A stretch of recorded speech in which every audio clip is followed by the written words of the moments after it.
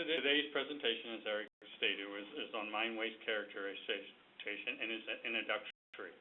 I apologize right now, this will be truly an introductory. And it would take days to introduce this topic, and also we would have to have some type of site visit, so an experienced person would be telling you, showing you what to be looking for of this mine waste and how to characterize it. And to really emphasize, you're going to see some sites here, but every site presents its own problems. Each site is on the part of the talk, we'll go over the board's discussion of different types of mines and ore bodies with specific issues within the Sacramento office, the Central Regional Board. The second part will be on what is mine waste and how to characterize that waste, which includes sampling protocol and what pollution from a mine.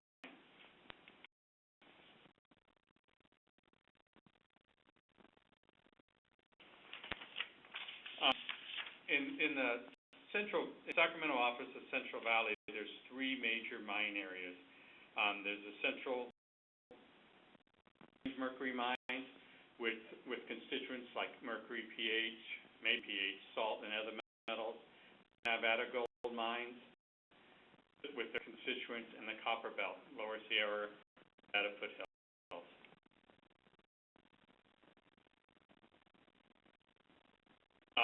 On the map that you see here, you see the three belts.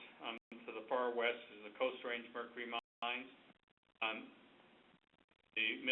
to the south is the Copper Belt mines, and the Nevada copper gold mines to the east. Coast Range Mercury mines. These mines have high sediment loads with primarily elements of concern of mercury, and which becomes methylmercury downstream. Discharges have low pH, high salts, and elevated metals. Again, note, because it'll come up later, some of them do not have low pH. These mine sites vary in size greatly, and this is a medium-sized mercury mine, Mount Diablo, with acidic waste and high mercury concentration. The white pond looking in the foreground is probably hazardous levels of mercury. Sulphur Bank is a much larger mercury mine. Maybe you may have heard of Sulphur Bank. Sediment going into Clear Lake that contains high levels of mercury, sediment, and other metals. It also has a low pH. Far right, you see the same thing. The bottom picture shows a very rough shoreline where erosion would happen to a great extent. And we have corrected that. If you look at the middle photo, it's been shored up. There's a lot of riprap. Pit Lake here. So there's many issues here that you wouldn't see at Diablo because of its size. Elgin Mine is the opposite of Sulphur Bank. It's a very small mine that contributes mercury to downstream creek. It is located about 9 miles east of Clear Lake, and which would be almost directly east of that Sulphur Bank mine that you saw earlier. Their cement and springs contribute to mercury, and the load into Sulphur Creek, which is a tributary to Cache Creek. This would go back into Cache Creek. One thing just interesting here, what you're actually seeing is where an acid probably came out of the side of the mountain. There's hot springs there, and somebody should build a hot tub up there, and that's what you're seeing up there in the top corner. The Nevada gold mines area is in the Sierra foothills and mountains east of Yuba City, Sacramento, and Stockton. This area is highlighted in yellow here. Dots represent principal areas of mine pollution as determined by the California Department of Conservation. And the 1,000 to 10,000 mine features. And the mines, that water quality could be in several hundred to 1,000 sites. The exact number is not known at this time. And what you your issues here are arsenic. We imported a lot of it from the Coast Range, which we just discussed. Salt, nickel, and pH is a question again. Some places have pH, some places have neutral, and some have high. And metals, some of the pollutants. Here's one of the typical hydraulic mines, Gardner Point. Here we're mining the sediment and extracting the gold from the sediment. So the main chemical they used to extract that was mercury. There's really not too much other high metal concentrations. And also, in this type of mining, it becomes a control in the end, unless, except for the mercury issue. I'm showing here, this is more recent mine. I mined up to, and I'm 1990s. The Jamestown Mine has arsenic and salt as this major pollutant problem. This is a recent mine which the initial characterization was not complete, and because of it was incomplete, characterization of groundwater and surface water was impacted. This is a probably more the problems we see today because through the proper characterization, and they didn't build the proper facilities to handle the waste, and we did get pollution both in arsenic and salt. Here's the opposite end of Lower Creek. It's basically all adit. The concern here is there's spring coming right out of the adit. They have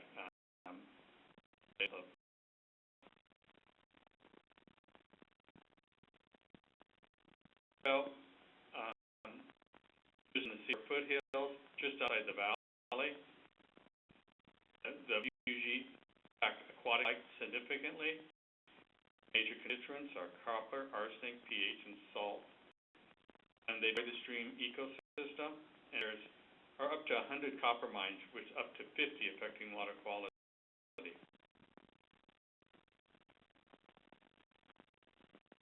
Of the copper belt. This is Copperopolis. This mine area, cover about 3 miles, 3.5 miles wide. And you see here on the big industrial complex, there's waste pile. This is the waste rock to attract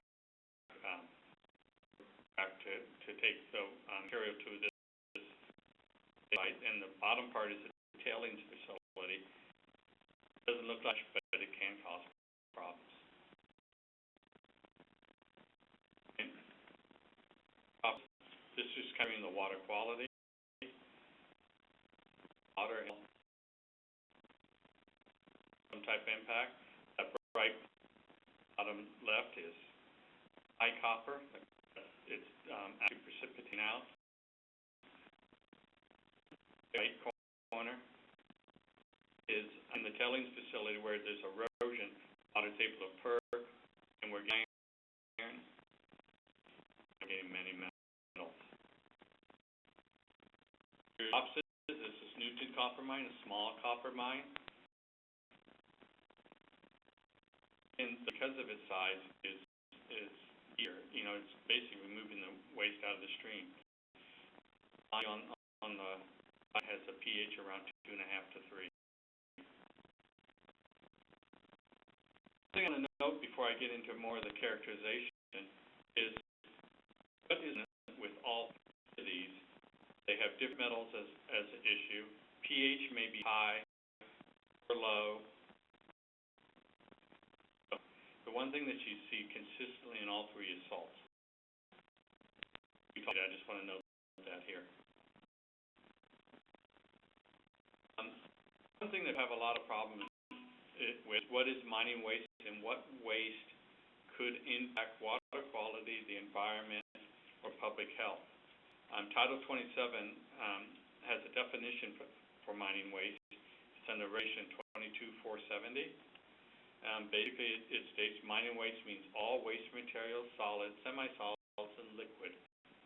Mining and processing of ores and minerals, including soil, wastewater, and other forms of overburden, as well as tailings, slag, and other process mining waste. What does that mean? It actually means all these different types of waste that you find in a mining site is basically, if the miner touches it and moves it, it becomes mining waste. And characterization, before anybody can discharge mining waste under our regulations, you're required to do waste characterization. And the word here is before. So if you have a mine site and you want to characterize that waste, it's basically to do it before any mining and make a predictive model of what that waste is going to do. That report would have the physical and chemical characteristics of the waste. It also report would evaluate the potential of the discharge of the mining waste to produce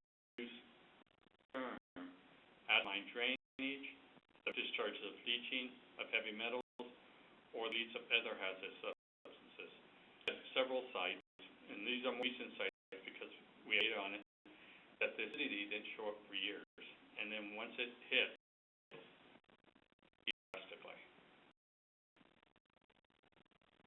So there was two documents that I had put up that I provided for the webinar, and one is the Tech Note Mine Waste Characterization.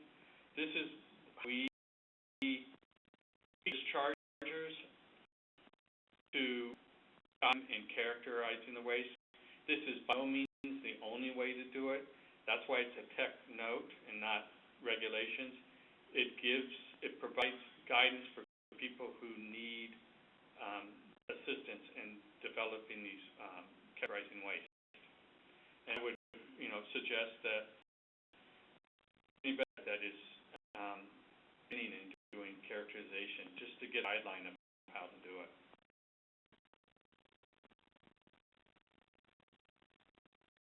Do is the first is run the solid samples for TTLCs. That's basically TTLC is characterizing all the different constituents in the rock.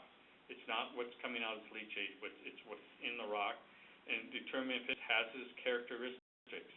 And when I say has this characteristic, is mining waste is exempt from RCRA and the state hazardous waste laws. So it's not,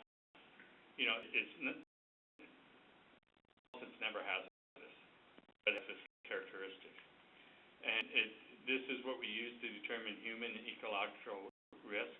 Also from the samples, you start to identify metals that are potential threats to water quality.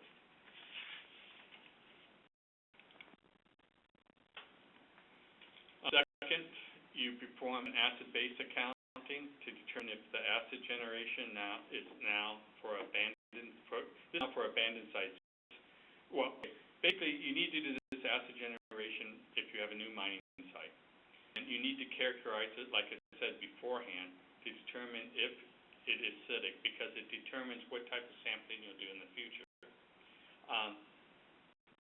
If you have an old abandoned site, like you see this blue water down the middle of or along the side of the road, you already know that it's acid generating because the pH of that water is around 3 and you got high levels of copper and metal. But if you are doing this for a new site, you're developing a model to determine if the waste, the potential to generate acid.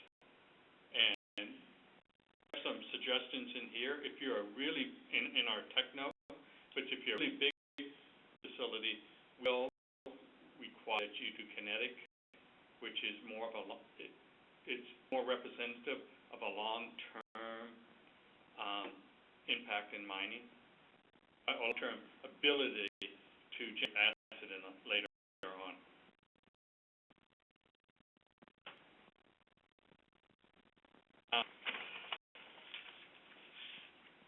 The part is doing the Sarbo threshold limit concentrations. This is basically you're figuring out what is the leachate. Like site, so you're taking the solid rock, not solids, but you're taking waste and you're leaching liquids through it. What type of metals that may come out? And the reason is that pH earlier on the previous thing, here it will make your determination whether you use a citric acid or you use neutral for your wet test. And it shows that it's going to generate acid. You want to use the citric or a similar pH so that it's more representative what you think will happen at a site. And it's neutral based on your testing. Then you'd run it with a pH of around 7 or a lot of which is slightly acidic.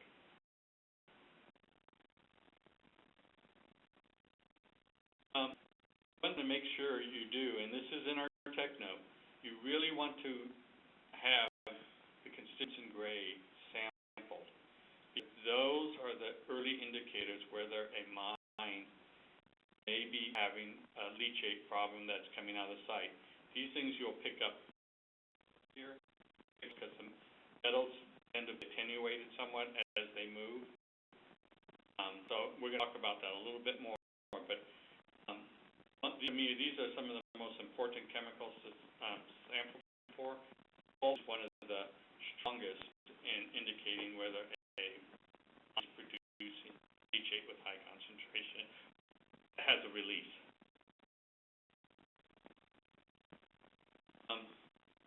The analytical analysis determines, here the analytical analysis determines if the mining waste contains constituents that are hazardous, acid-generating, soluble, of water ejectors are inert.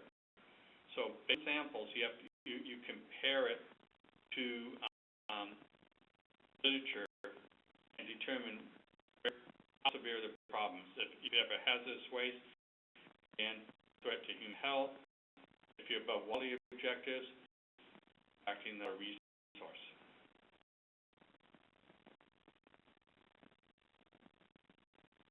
Deal with this data.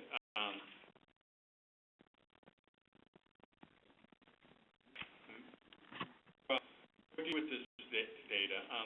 Heather documented you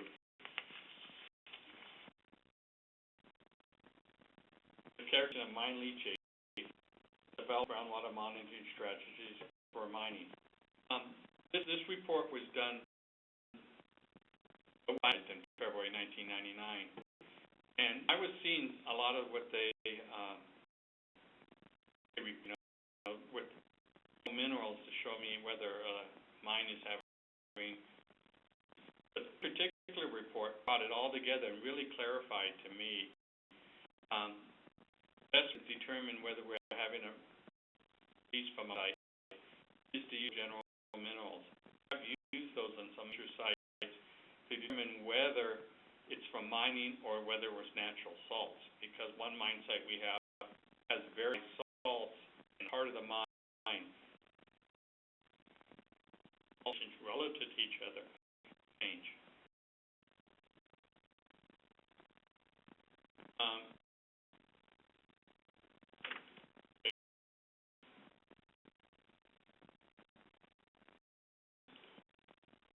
Sampling. The next one, which I'm going to briefly describe.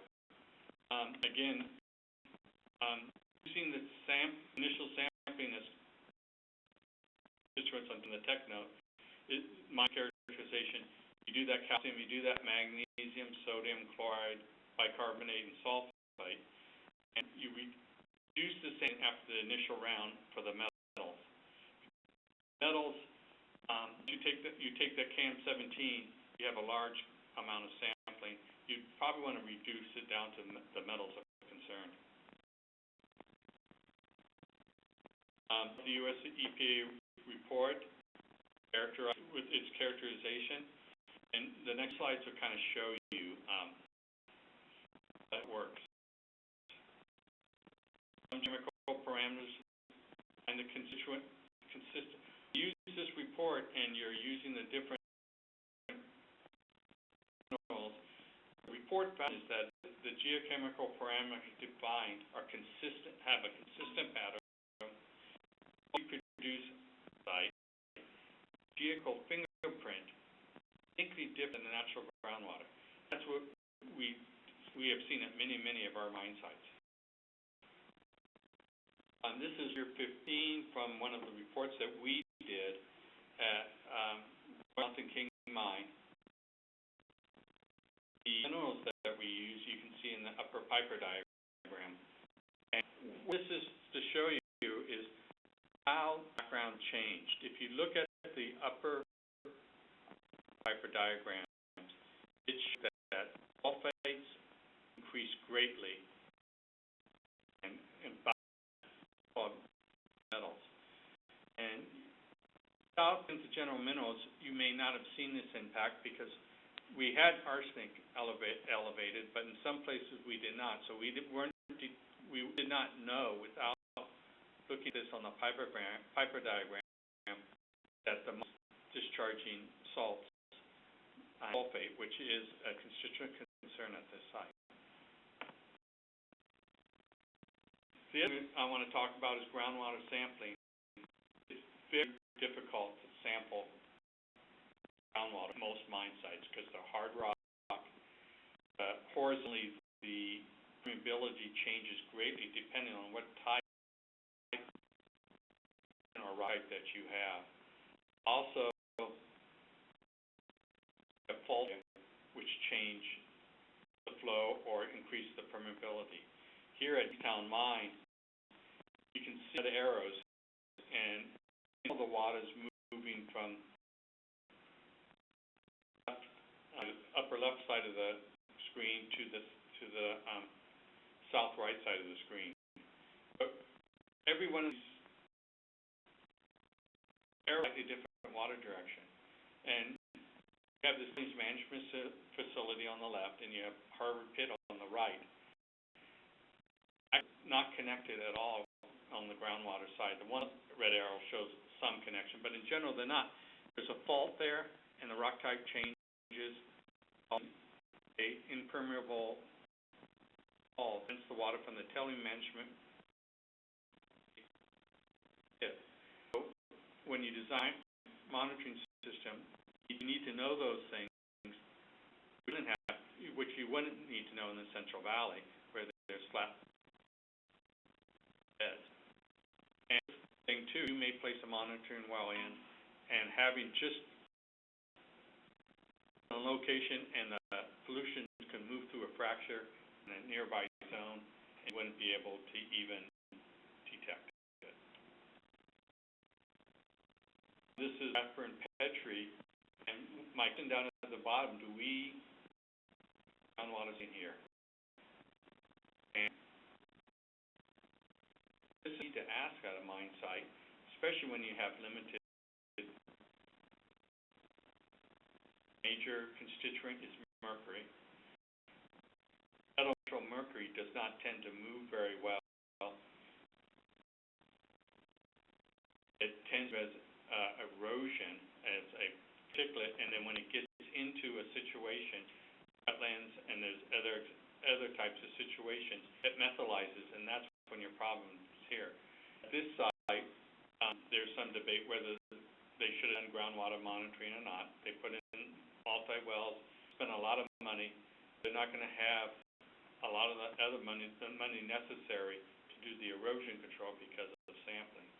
And so here, at this, I don't know if there is a threat to water quality from the waste, and that's a determination that probably should be made beforehand. So when you go into a site, don't blanketly think you have to have groundwater sampling. And based on your characterization and based on the groundwater regime in the area, make that determination. That concludes my site. The thing I want to emphasize is when you place the waste,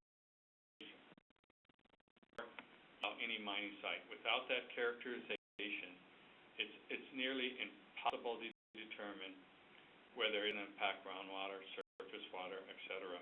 And also, without that characterization, to know what type of payment system you would need. And you're doing it at a abandoned mine site. Your characterization is basically going to tell you what leachate is coming out and what type of treatment system or what type of holes you'll need. That is my discussion.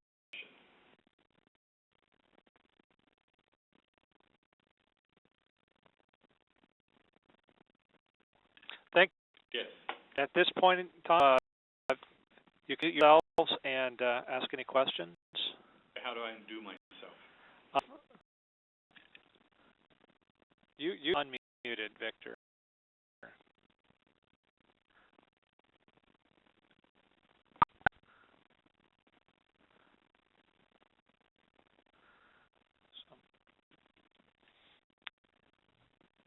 Just went unmuted everybody. Mute off. Feel free to questions of Victor. This is Vern Weezy from the Forest Service. Hear me, Victor? Yes, I can. I do have a question, and my question is, it's a very simple question, but we always go around and around. We have mines and a lot of very small mines, very unlike the ones you showed in your wonderful photographs, and I'm wondering, at what point do we ask our miners to go ahead and get a waste characterization done? You know, do they have to be a certain size or a certain distance from the river where their, you know, sediments are apt to get in, you know, affect water quality? Well, we've seen it from the Forest Service, BLM. You know, we deal with both of you guys now. I say every one of them needs to submit a, well, everyone needs to submit a report of waste discharge, but one thing we've been doing with the Forest Service in Tahoe is looking at the operations plan and make the determination at that point how much characterization they need to do. So in other words, you'd like us to forward the plan of operations to you or to Jeff? Right. Okay, great, thank you.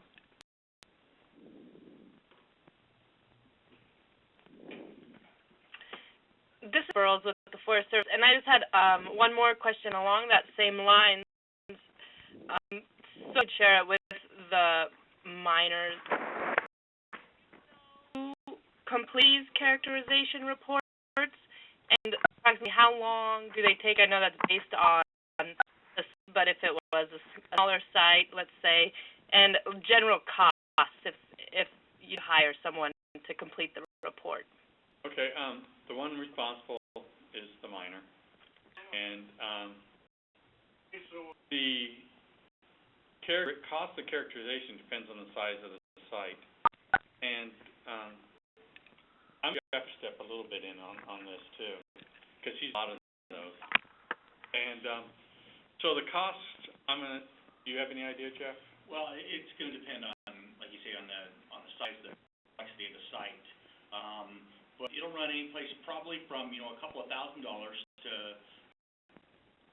and for a site that either is larger or has complex problems with the waste. It is the responsibility of the miner. You know how quickly they can get to this and get somebody to help them with characterization. It can be, you know, as short as 4 or 5 weeks to. We've worked with some that has taken well over a year to get adequate characterization. So part of it is based on the complexity of the mine site. Part of it is based on the type of assistance that they're able to get from somebody that's familiar with this type of work. And that was my question: is do you have a list, or are there of recommend companies or people that are providing the type of report that you want? So we don't have a list, and we're not in a position to recommend people. or, people that are working on the Forest Service lands are welcome to take a look at our files or come down and discuss with us and look at the various technical consultants who've done this and assess, how well they're able to do this work. And we're provide that information to you, but as far as making a recommendation, we're not in a position to be able to do that. Yeah, we're legally kind of kept out of that. And the one thing, what Jeff was saying is, I don't have any problems, if you came in and talked to us, that this person did a good job. Okay, gotcha. Thanks. Okay.